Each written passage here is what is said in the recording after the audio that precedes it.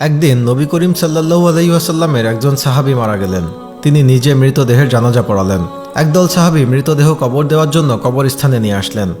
সবার সাথে নবীজিও হেঁটে হেঁটে কবরস্থানে আসলেন। দুইজন সাহাবী কবর খুঁড়তে শুরু করলেন, আর বাকি সাহাবীরা মৃতদেহকে ঘিরে বসে আছেন। সবাই চুপচাপ, নীরব ও শান্ত একটি পরিস্থিতি। নবীজি গভীর মনোযোগ দিয়ে কবর খোঁড়া দেখছিলেন। কিছুক্ষণ পর নবীজি সবার দিকে তাকিয়ে জিজ্ঞেস করলেন, তোমরা কি জানো মানুষ মারা যাওয়ার পর তার আত্মার কি হয়? সবাই খুব আগ্রহ নিয়ে নবীজিকে বললেন, ইয়া রাসূলুল্লাহ, আপনি আমাদেরকে বলুন। সবাই ওনার কাছে এসে ঘিরে বসলেন। মৃত্যুর পর মানুষের আত্মার কি হয় এই তথ্য তাদের জানা ছিল না। আজ সেটা নবীজির মুখে শুনবেন। কত বড় সৌভাগ্য!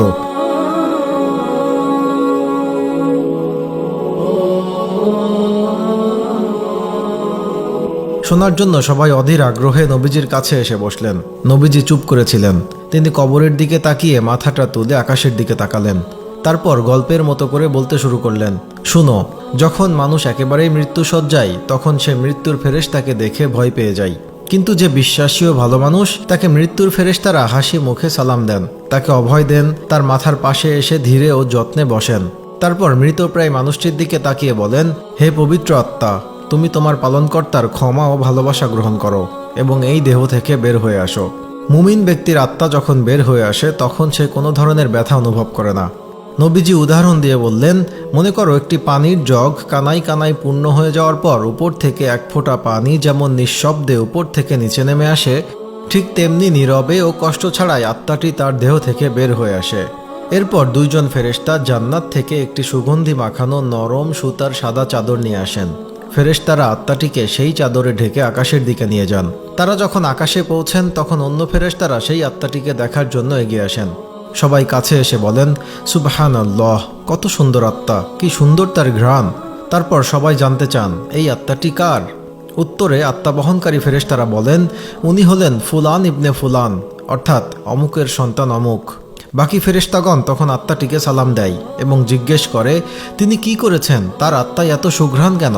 আত্মা বহনকারী ফেরেশতাগণ তখন বলেন, আমরা শুনেছি মানুষজন নিচে বলাবলি করছে, উনি একজন ভালো মানুষ ছিলেন, আল্লাহর ভালো বান্দা, অনেক দয়ালু, মানুষের অনেক উপকার করেছেন।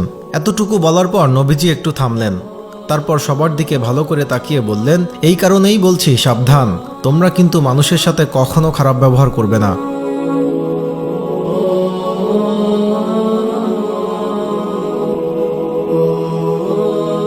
তুমি মারা যাওয়ার পর মানুষ তোমার সম্পর্কে যা যা বলবে, এই আত্মা বহনকারী ফেরেশতারাও আকাশে গিয়ে ঠিক একই কথা বলবে।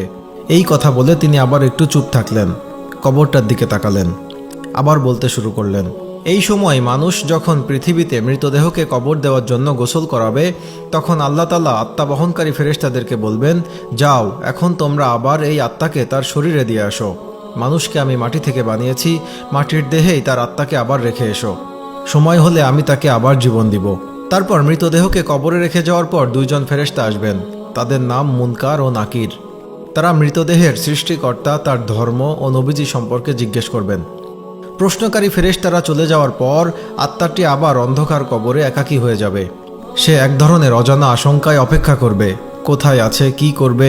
এমন সময় সে দেখবে খুব সুন্দর একজন তার কবরে তার সাথে দেখা করতে এসেছেন। তাকে দেখার পর আত্মাটি ভীষণ খুশি হবে। এত মায়াবী ও সুন্দর তার চেহারা সে জীবনে কোনো দিন দেখেনি। আত্মাটি তাকে দেখে জিজ্ঞেস করবে, তুমি কে? সেই লোকটি বলবে, আমি তোমার জন্য অনেক বড় সুসংবাদ নিয়ে এসেছি। তুমি দুনিয়ার পরীক্ষায় উত্তীর্ণ হয়েছ। তোমার জন্য আল্লাহ তাআলা জান্নাতের ব্যবস্থা করেছেন। তুমি কি সেটা একটু দেখতে চাও?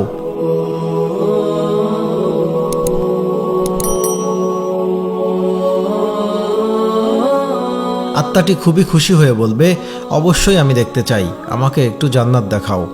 লোকটি বলবে, তোমার ডান দিকে তাকাও।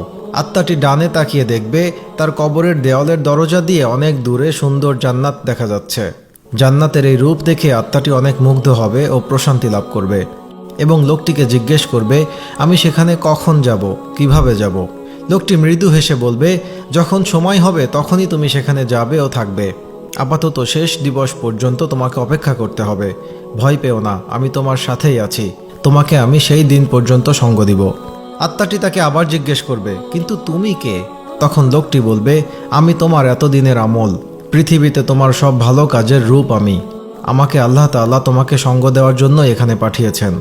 এই কথা বলে লোকটি আত্মাটির ওপর যত্ন করে হাত বুলিয়ে দিবেন এবং বলবেন, হে পবিত্র আত্মা, এখন তুমি শান্তিতে ঘুমাও, নিশ্চিন্তে বিশ্রাম নাও। এরপর আত্মাটি এক নজরে বেহেশতের দিকে তাকিয়ে থাকবে এবং এই তাকানো অবস্থায় একসময় গভীর প্রশান্তিতে ঘুমিয়ে পড়বে। নবীজি এতটুকু বলে একটু থামলেন। সাহাবীরা তখন গায়ের কাপড় দিয়ে ভেজা চোখ মুছলেন।